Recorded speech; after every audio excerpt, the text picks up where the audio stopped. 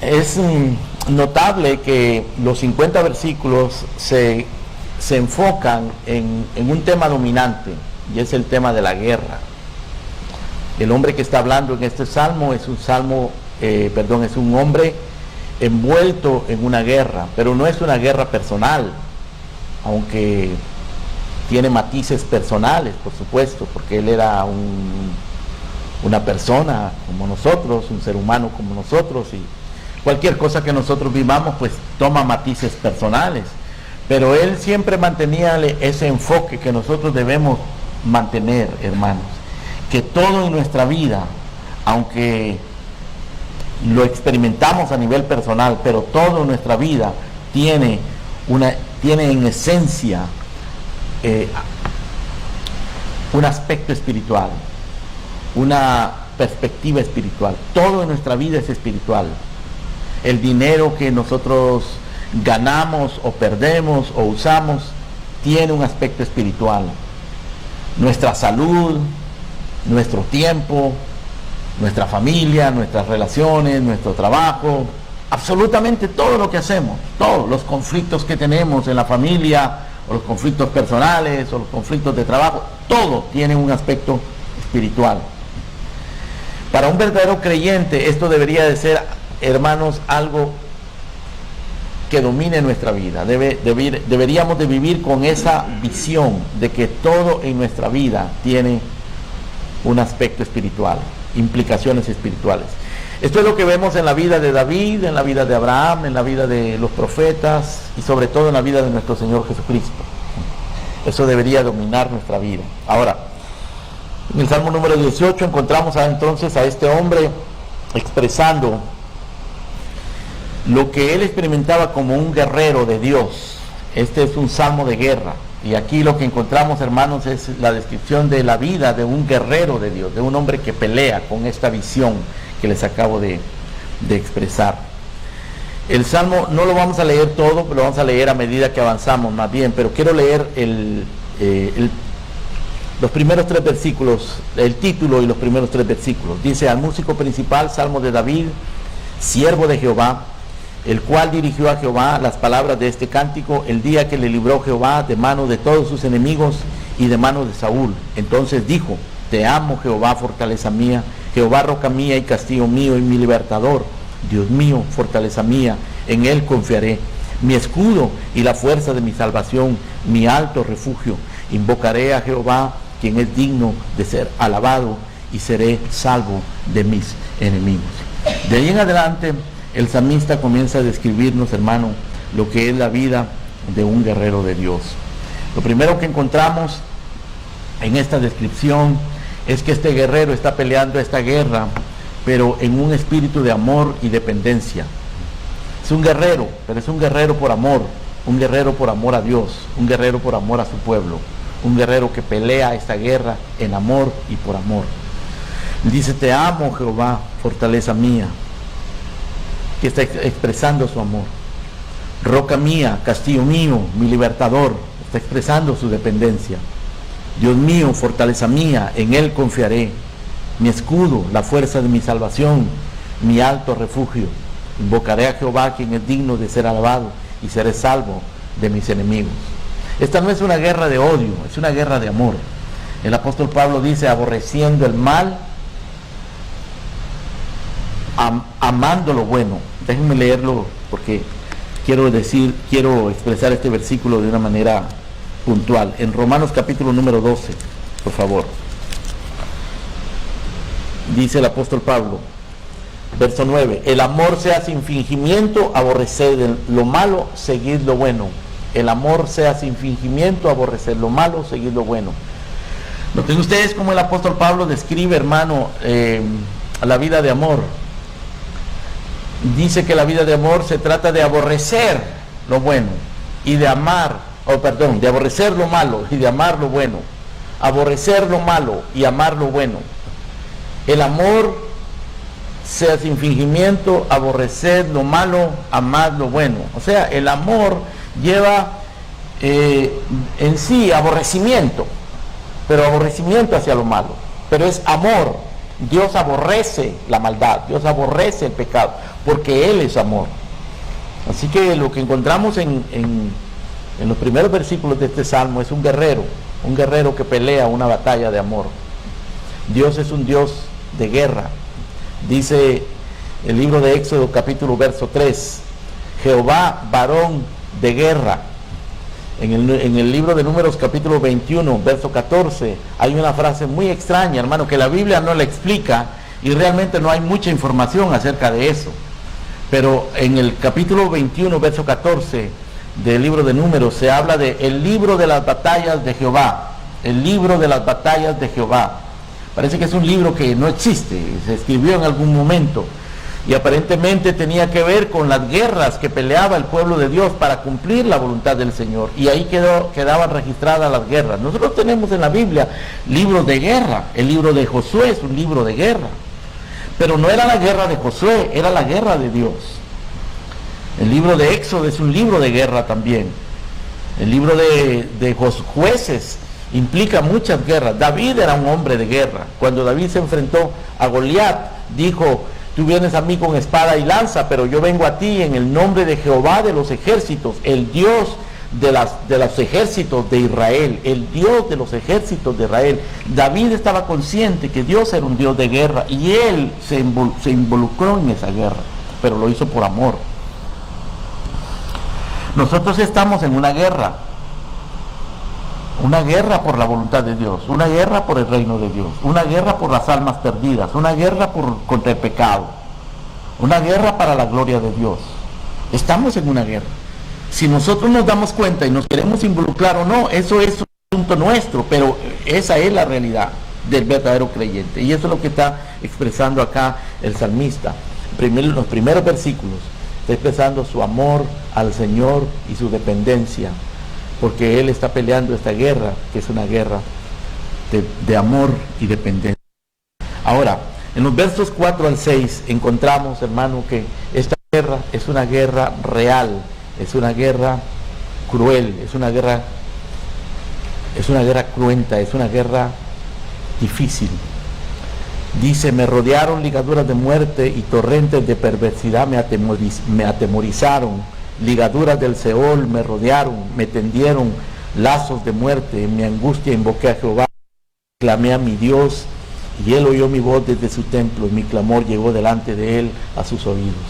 Aquí está hablando un guerrero de Dios, pero un guerrero que reconoce, hermano, su angustia, reconoce que en ciertos momentos ha sentido atrapado por ligaduras de muerte. Así lo dice en el verso 4. Me rodearon ligaduras de muerte, es decir, se sentía atrapado. Hubo un momento en la vida de David cuando él, hablando con Jonatán, le dice: entre mí y la muerte hay solo un paso, porque Saúl lo comenzaba a perseguir y estuvo a punto de clavarlo con una lanza en la pared, y David, que era un jovencito, estaba huyendo del rey. Y él le dice: entre mí y la muerte solo hay un paso. Y en muchos momentos de su vida, David experimentó esto. Nosotros nunca hemos llegado a experimentar eso, hermano. Creo que el caso de nosotros es todavía más fácil que el de los hebreos, a los cuales el apóstol les dijo: vosotros no habéis combatido contra el pecado hasta la muerte.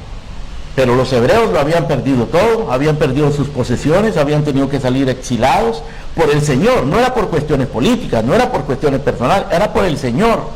Habían tenido que salir exilados y perderlo todo. Nosotros nunca hemos perdido nada por el Señor, que yo sepa, de una manera tan dramática. Habremos perdido algo, quizás algunas oportunidades de trabajo, quizás algún beneficio hemos perdido por causa del Señor, sí. Pero realmente nosotros no hemos conocido, hermano, la intensidad de la guerra y la batalla por la gloria de Dios. Ahora, aquí tenemos a un hombre que nos está diciendo que los verdaderos guerreros de Dios sufren angustias intensas. Me rodearon ligaduras de muerte, torrentes de perversidad me atemorizaron. Este hombre está reconociendo, hermano, que él tenía temor. Dice: ligaduras de perversidad me atemorizaron. Ligaduras del Seol me rodearon, me dieron lazos de muerte. Él está hablando de muerte, de terror, de perversidad, de temor. Es muy real eso en la vida de un verdadero guerrero. Y en el verso número 6 dice, mi angustia invoqué a Jehová. Ahora aquí agrega angustia. Dice, en mi angustia clamé a Jehová, clamé a mi Dios, y él oyó mi voz desde su templo, y mi clamor llegó delante de él a sus oídos. Así que un verdadero guerrero de Dios pelea en amor y en dependencia. Pero un verdadero guerrero de Dios, hermano, el hecho de ser de Dios, el hecho de estar peleando las guerras de Dios y el hecho de depender de Dios no lo libra del temor, de la angustia, de los peligros, de la aflicción verdadera e intensa. Ahora, en tercer lugar, de los versos 7 al 19 en ese salmo, que es una parte extensa, hermano, aparece una descripción que es bastante poética, muy simbólica y un poco extraña para nuestros oídos.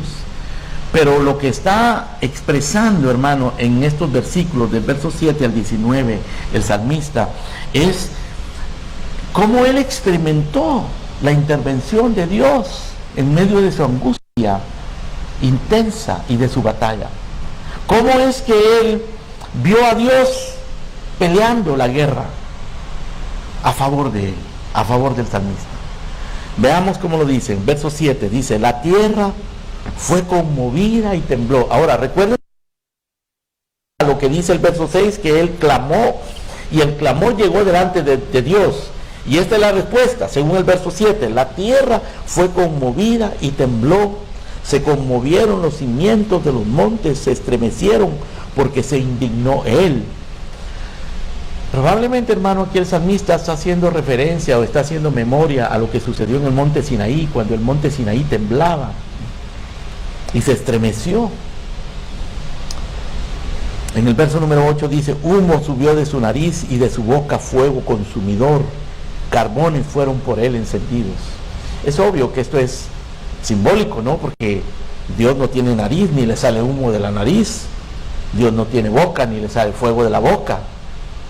Está hablando de la ira de Dios, está hablando de la manifestación de Dios de una manera simbólica y poética. Él está diciendo, Dios se levantó con su ira a pelear esta guerra y los montes temblaron. Verso 9 dice, inclinó los cielos y descendió, había densas tinieblas debajo de sus pies. Cabalgó sobre un querubín y voló sobre las alas del viento, puso tinieblas por su escondedero, por cortina suya alrededor de sí. Está hablando de tinieblas debajo de Dios. Probablemente, hermano, el salmista está haciendo referencia a las tormentas que lo anegaron o que anegaron al pueblo de Israel. Por ejemplo, cuando el pueblo de Israel salió de Egipto, dice la escritura que Dios se manifestó con tinieblas a los judíos, a los israelitas, y que los israelitas lo único que pudieron experimentar fue tinieblas. Ellos no veían absolutamente nada. Dios puso tinieblas entre sí y sus enemigos.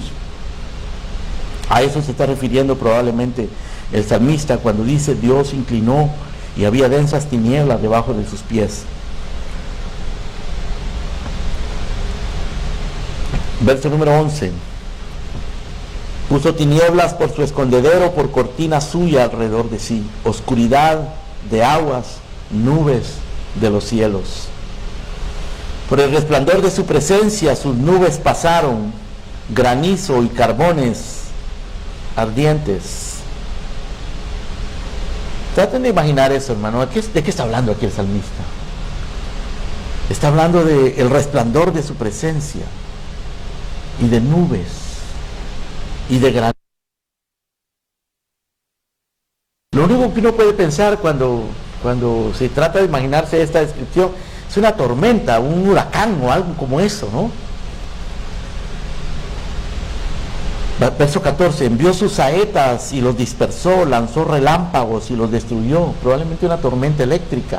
Aquí en la Florida tenemos muchas tormentas eléctricas y son terribles, son temibles cuando realmente se derraman sobre la tierra.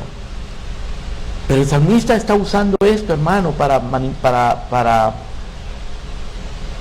describir la forma en que Dios se manifiesta en medio de las angustias de sus guerreros, en la medio de las angustias de su pueblo. Verso 15. Entonces aparecieron los abismos de las aguas, quedaron al descubierto los cimientos del mundo. A tu reprensión, oh Jehová, por el soplo del aliento de tu nariz. Uno lee este versículo 15, hermano, y se imagina, recuerda lo que Dios hizo en el Mar Rojo, cuando aparecieron los abismos de las aguas, es decir, se abrieron las aguas, y los israelitas pudieron ver los abismos de las aguas, el fondo del mar, pero estaba seco, porque se separaron las aguas de las aguas. Aparecieron los abismos de las aguas, quedaron al descubierto los cimientos del mundo.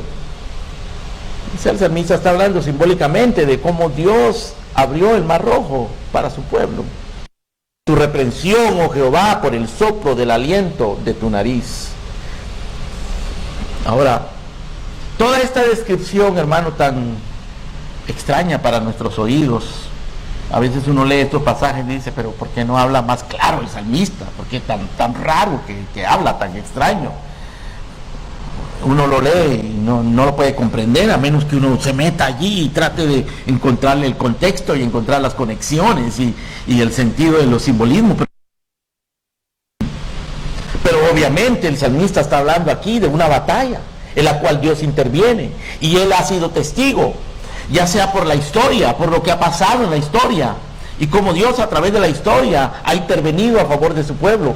Pero ahora en el verso 16 el salmista aplica esto a su vida de una manera personal, y lo explica de una manera personal, y dice: envió desde lo alto, me tomó, me sacó de las muchas aguas, me libró de mi poderoso enemigo y de los que me aborrecían porque eran más fuertes que yo. Me asaltaron en el día de mi quebranto, mas Jehová fue mi apoyo, me sacó a lugar espacioso, me libró porque se agradó de mí. El salmista está explicando ahora lo que todo esto significa para él, y lo que ha significado para él esto en los momentos de angustia, cuando se encuentra rodeado de gente que lo aborrece, de gente que le desea el mal y que procura el mal, y gente que es más fuerte. Dice: me aborrecían y eran más fuertes que yo. Un guerrero de Dios, hermano, también pierde las fuerzas. Un guerrero de Dios también se debilita y encuentra circunstancias y situaciones más allá de lo que nosotros podemos comprender, o más allá de lo que nosotros tenemos la capacidad de enfrentar. El apóstol Pablo decía: para estas cosas, ¿quién es suficiente? Pero el salmista entonces comienza a darnos esta descripción grandiosa, ¿no?, simbólica de la intervención divina, y luego la explica en el verso 16 diciendo: es que él desde lo alto me tomó, me sacó de las muchas aguas que me estaban inundando. Porque en nuestro servicio a Dios, hermanos queridos, van a venir aguas y nos van a inundar. En nuestro servicio a Dios vamos a encontrar enemigos que nos aborrecen y que son más fuertes que nosotros, tienen más retórica que nosotros, tienen más argumentos que nosotros, tienen más temperamento que nosotros, tienen más poder, tienen más dinero, tienen más influencia que nosotros, y no tenemos capacidad para enfrentarlos en nosotros mismos. Pero el salmista está diciendo: el Señor desde lo alto me tomó, me sacó de las aguas, me libró de mi poderoso enemigo, de los que me aborrecían porque eran más fuertes que yo, me asaltaron en el día de mi quebranto. Estos son enemigos, hermano, son enemigos que no tienen compasión, implacables. En el día de mi quebranto, cuando estaba en la más débil condición, cuando era más vulnerable, me atacaron. Pero Jehová fue mi apoyo, me sacó del lugar espacioso, me libró porque se agradó de mí. Escuchen, hermano, estas palabras del apóstol Pablo cuando él le habla a Timoteo en el capítulo 4. Dice: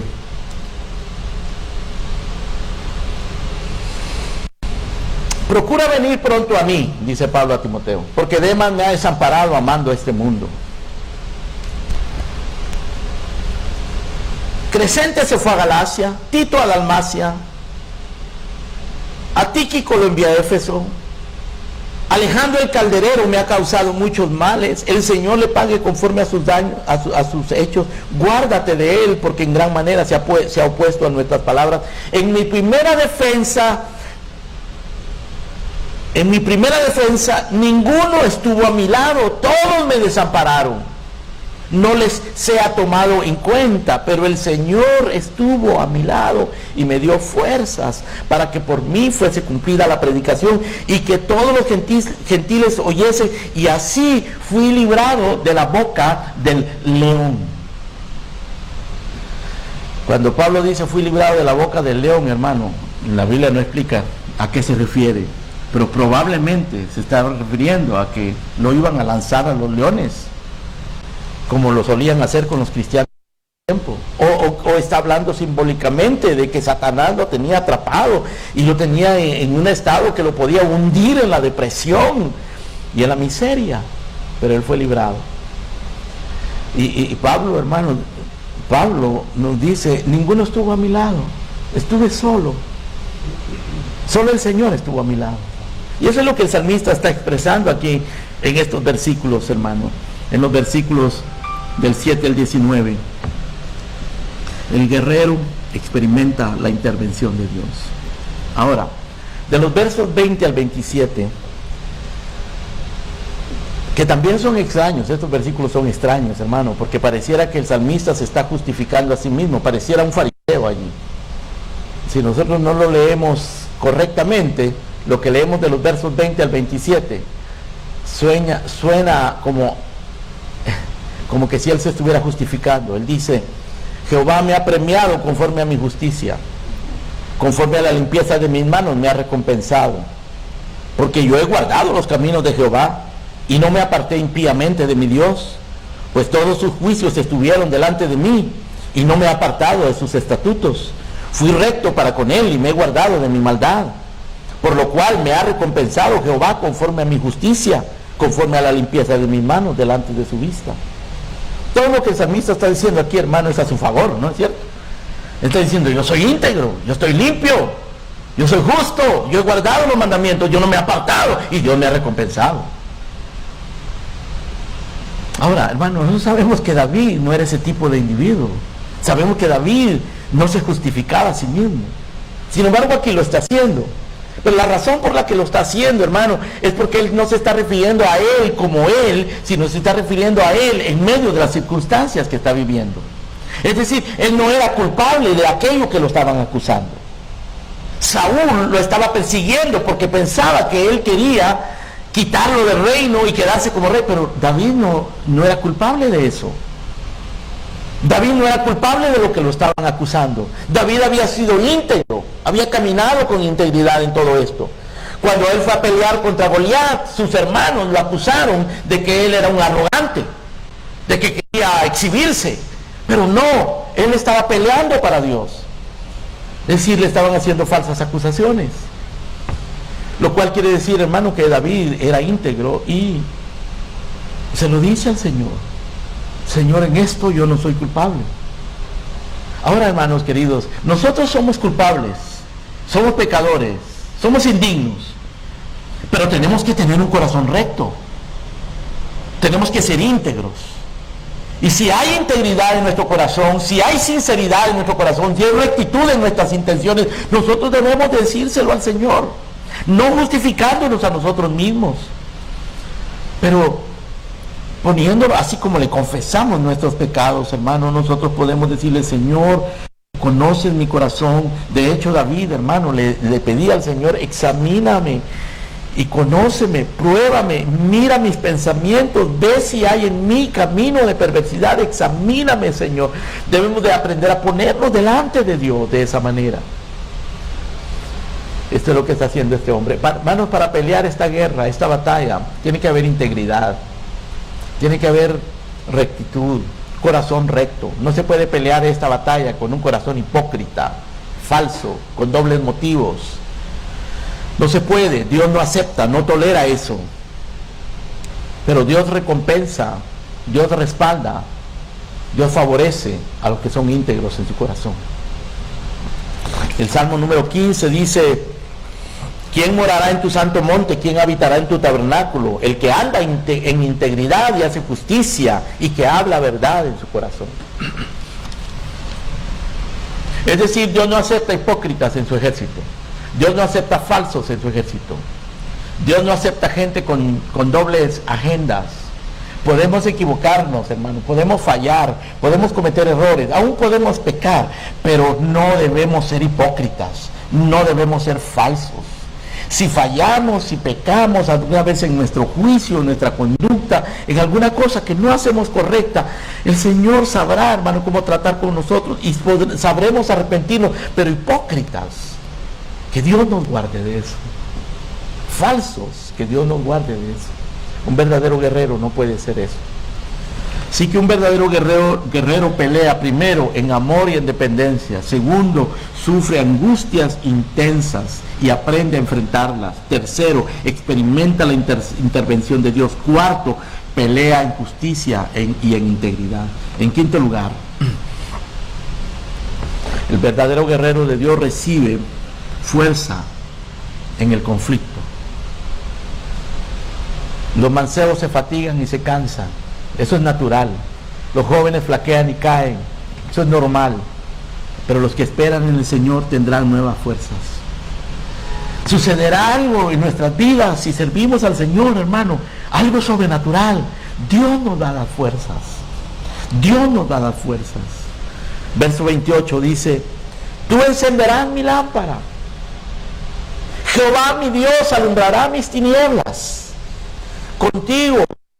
Contigo, no con mi propia fuerza, contigo desbarataré ejércitos, con mi Dios, con Dios, si el Señor está con nosotros, asaltaré muros, las puertas del infierno no prevalecerán contra la iglesia, si el Señor está con nosotros. En cuanto a Dios, perfecto es su camino y acrisolada la palabra de Jehová. Escudo es a todos los que en Él esperan. Porque ¿quién es Dios sino solo Jehová? ¿Y qué roca hay fuera de nuestro Dios? Dios es el que me ciñe de poder, quien hace perfecto mi camino y me hace estar firme sobre mis alturas, quien adiestra mis manos para la batalla, para entesar con mis brazos el arco de bronce. Me diste asimismo el escudo de tu salvación, tu diestra me sustentó y tu benignidad me ha engrandecido. ¿De qué está hablando aquí el salmista, hermano? Está hablando de la fortaleza que el Señor le da en medio de esta batalla, en medio de esta guerra. Este es un guerrero débil. Este es un guerrero que ha confesado acá en el versículo 17 que sus enemigos son más fuertes que yo. Dice, me aborrecían y eran más fuertes que yo. Pero a la vez él está experimentando que Dios le da una fortaleza que no proviene de él. Es algo que Dios lo da. Eso es lo que el apóstol Pablo le decía a Timoteo, hermano, cuando veía que Timoteo quizás flaqueaba frente a los desafíos del ministerio, de las responsabilidades que tenía que enfrentar. Él le dice, Timoteo, aviva la llama de Dios que está en ti. Porque Dios no nos ha dado espíritu de cobardía, no, sino de poder, de amor y de dominio propio. Ahora, eso no tiene todo verdadero creyente. La pregunta es, ¿lo vamos a usar? ¿Lo entendemos? ¿Nos apropiamos de eso? ¿Lo usamos? ¿Estamos peleando la batalla de Dios? El problema de muchos creyentes hoy día, hermano, es que quieren fortaleza solo para resolver sus problemas. Quieren fortaleza solo para salir adelante con sus planes. Pero no están peleando las batallas del Señor. No están entregados al Señor. La fortaleza que ellos buscan es para sus propias cosas, para sus propias resoluciones, pero no para la honra de Dios, para el servicio del Señor. Por eso les decía al principio que todo en nuestra vida debe girar alrededor del Señor. Toda nuestra vida es espiritual. El dinero que tenemos, el dinero que ganamos, el dinero que damos, el tiempo que tenemos, la familia, nuestros hijos, nuestro matrimonio, nuestro trabajo, nuestras energías, nuestros dones, absolutamente todo forma parte de esta batalla, de esta guerra. Somos guerreros, somos llamados a pelear esta batalla, pero es una batalla de amor y dependencia.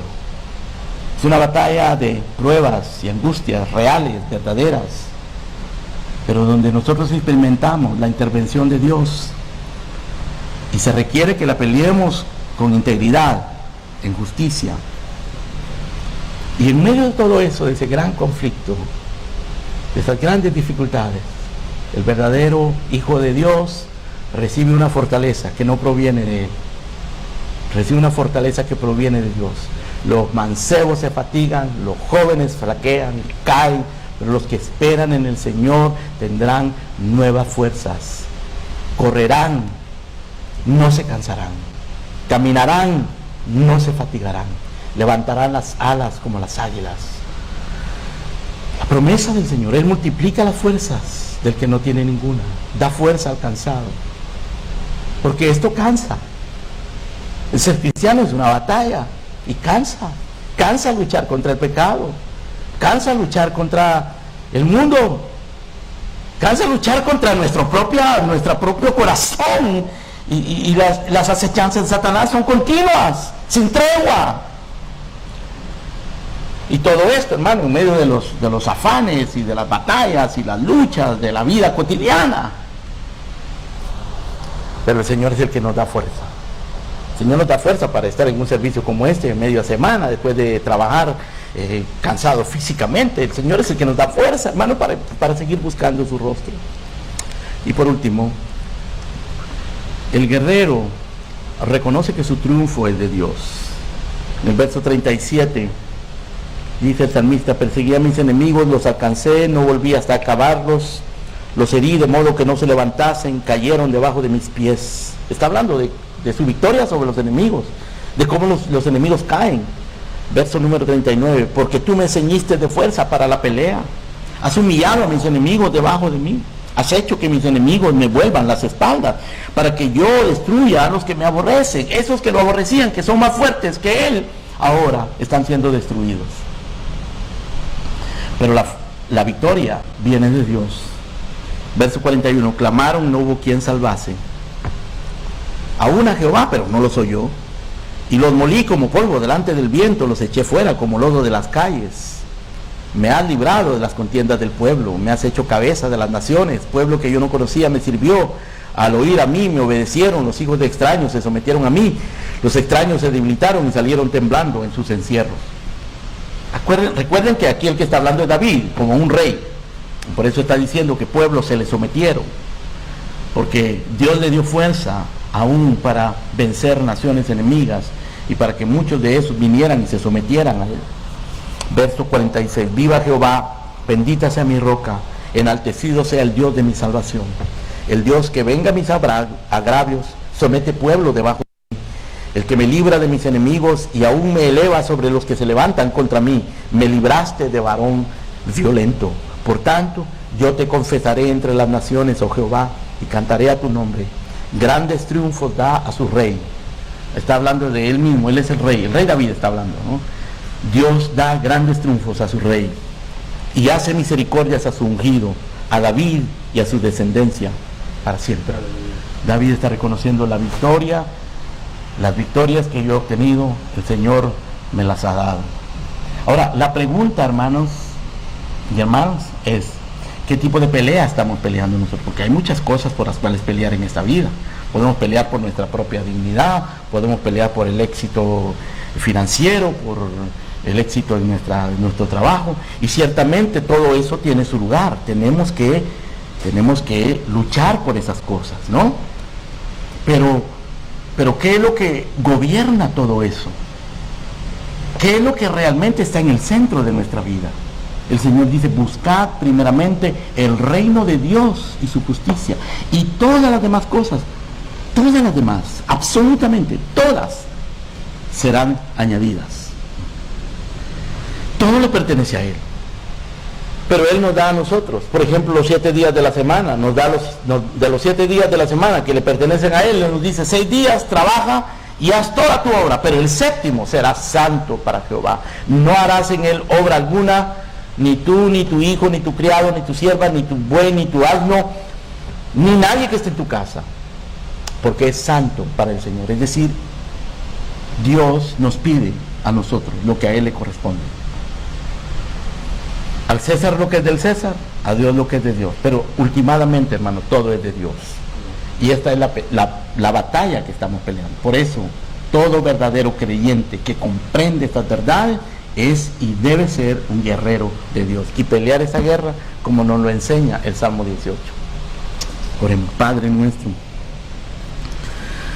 damos gracias, Señor, porque ciertamente tú eres un varón de guerra, que has peleado las batallas de tu pueblo para redimir, Señor, que declaraste una guerra contra Satanás diciéndole, pondré enemistad entre ti y la mujer, esta te herirá, la simiente te herirá en la cabeza. Y tú nos has prometido, Señor, esa victoria en Cristo, pero ciertamente tenemos que pelear la batalla. Padre, abre nuestros ojos, estimula nuestra conciencia, nuestro entendimiento espiritual, para que nosotros comprendamos, Señor, que todo en nuestra vida te pertenece. Amén. Y es para ti que vivimos, para ti que morimos, sea que vivamos o que muramos, somos tuyos. Gracias, Padre, en el nombre precioso de nuestro Señor Jesucristo. Amén.